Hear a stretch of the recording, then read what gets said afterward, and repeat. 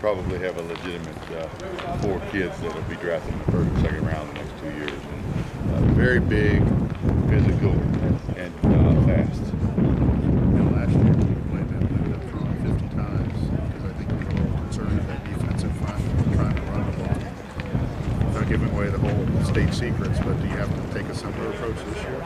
Well, I think we're probably in a little different position than we were last year. They're probably a little bit better up front than they were last year. They're all, the ones that I'm concerned about are all back. 97, 54, and 36, and all those guys are coming back from last year, so that they rush the passer better this year than they did last year. So I think we have to be balanced up.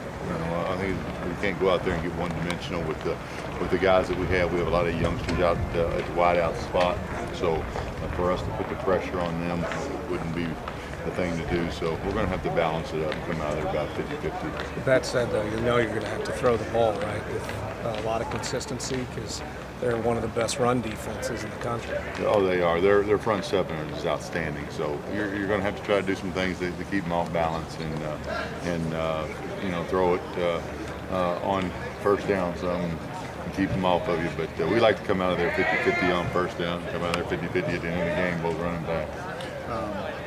The last couple of weeks, you basically had the same offense players intact. You haven't lost any to any injuries, but just are you seeing the continuity develop, seeing them grow a little bit since they've been able to stay together this long? Well, it has. It's been amazing when you go from one game to another game and have some continuity, and the kids in the same spot, where the last 3-4 weeks before that, it was every week someone was in a different spot. So the last 2 weeks we've been able to get a couple of our kids back in the backfield. So we let our receivers stay out there and play wide receiver. So I've been real happy with the continuity that we've had and getting better all the way across the board, from the offensive line all the way to the quarterback spot. We've talked about what needs to happen with some other positions on offense in the second half of the season. Every game, the offensive line has gotten better, and we expected that because we had some kids playing for the first time in position. We had Peter Dry playing in center for the first time. We had Nick Mondek playing the right tackle for the first time in his life, and those kids have settled down now. The speed of the game has slowed down for them, and Peter's Dry is making all the calls a lot better and a lot faster. So I think that Justin Pierce has played himself into shape, into game shape now, and Rick Schmieg has also lost a lot of weight and got himself playing very fast. So I think they've improved every week, and they got to get better this week. You talked about how good their front seven is. How good or how tough will it be to execute against that bunch?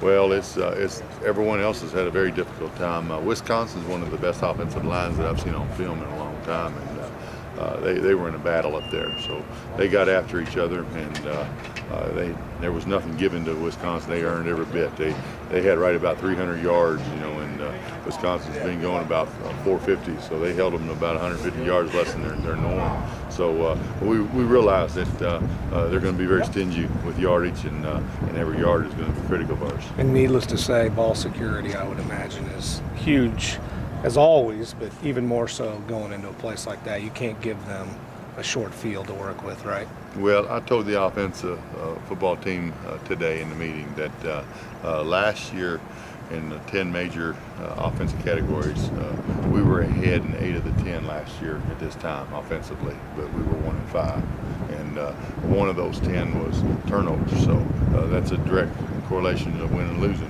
when you take care of the football. So we have to continue to do that. We don't have to score as many points or put up as many yards. If we take care of the football, we don't give them field position and give them the game. Focus it on to stop them. Well, we're trying to just keep on improving the things we're doing as individually and collectively as a team, as a defense. And obviously, when you start with Ohio State, everything starts with the quarterback. We've got to pay a lot of attention to him. He's one of the best players in the country, and he's playing extremely well. Are you guys doing anything specifically to focus on him? No, we're just going to play our defense and just execute it a little bit better and do everything we can to be in position, because he's a great athlete. And you don't want to be out of position because he can make a negative play where you have everybody covered and then scramble out in the pocket. So we got to be real conscious of what we're doing pass rush wise and we have to be conscious of what we're doing in coverage and staying in coverage because he can throw the ball with the flick of his wrist 60, 70 yards in the air. Who else are you looking at to key on besides number 2? Well, number 2 is good. The offensive line is experienced, and they're a veteran group, so they have a lot of great players in that group, and obviously the 2 running backs, number 3 and number 1, they're outstanding players. I mean, number 3 is one of the fastest kids in the country, running 10.4, and number 1 is his backup who comes in and has more yards than him. So they're a definite key, and all the receivers are good players too. All right.